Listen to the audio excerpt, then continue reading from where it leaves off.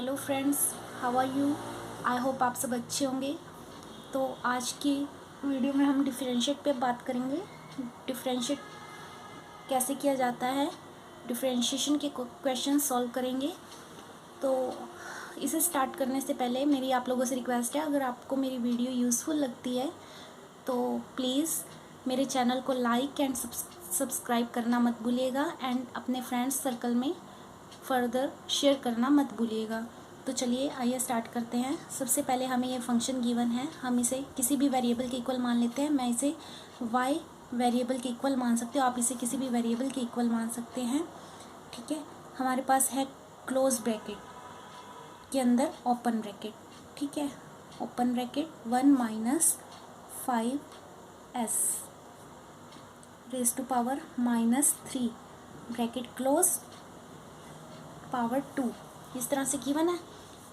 इसको हम डिफ्रेंशिएट करेंगे both side, D by D X Y का एक्स का तब करते हैं जब यहाँ पर एक्स वेरिएबल होता, लेकिन अब किसके रिस्पेक्ट में करना पड़ेगा, एस की रिस्पेक्ट में, क्योंकि हमारे पास क्वेश्चन में भी गिवन है विद रिस्पेक्ट टू एस, और वैसे भी फंक्शन में क्या है, एस है। तो एस के रिस्पेक्ट में करेंगे तो यहाँ पर एक्स की प्लेस पे क्या लिखा जाएगा, एस, और यहाँ पर क्या लिखा जाएगा, D by D X of 1 minus 5s raise to power -3 bracket close power 2।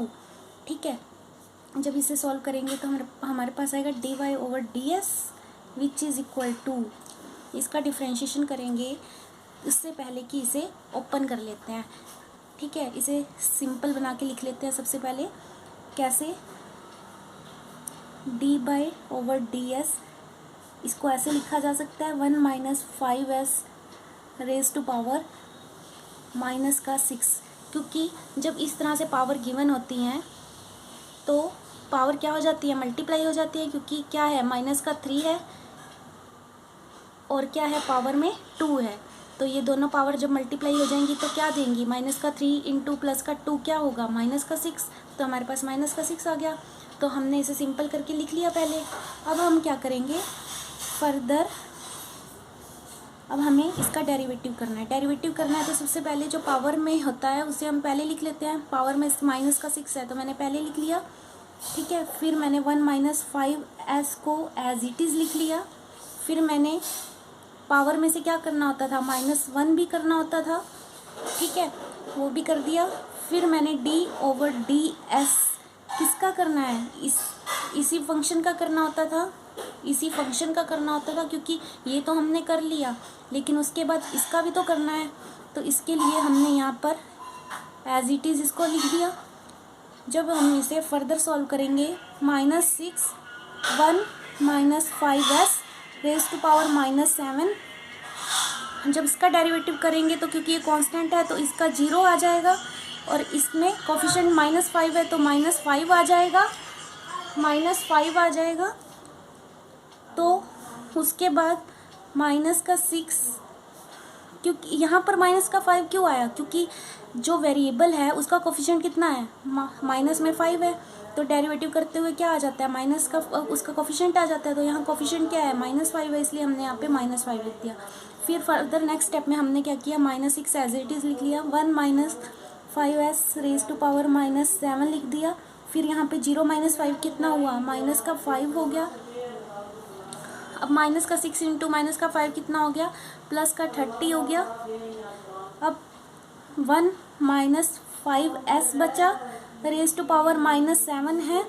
तो हम जानते हैं कि जब ये पावर अपोन में जाती है तो प्लस किस हो जाती है, अगर नेगेटिव में पावर दी गई हो, मैं यहाँ पर फॉर एग्जांपल बता देती हूँ। फॉर एग्जांपल कोई पावर मान लो x raise to power -a given है। ठीक है, तो इसको हम इस तरह से लिख सकते हैं, क्योंकि कोई पावर जब नेगेटिव में गिवन होती है तो उसको हम जब अपोन में ले जाते हैं तो वो पॉजिटिव हो जाती है, या फिर कोई पावर अगर अपोन में पॉजिटिव में होती है ऊपर जाके क्या हो जाती है, वो नेगेटिव में हो जाती है।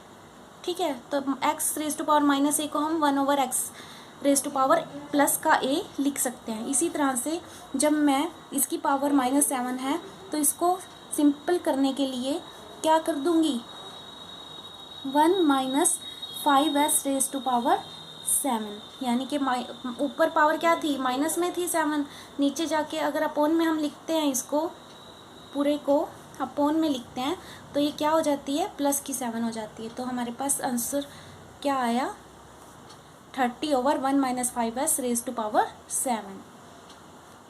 This is our final answer. तो इस तरह से डिफ्रेंशिएट किया जाता है।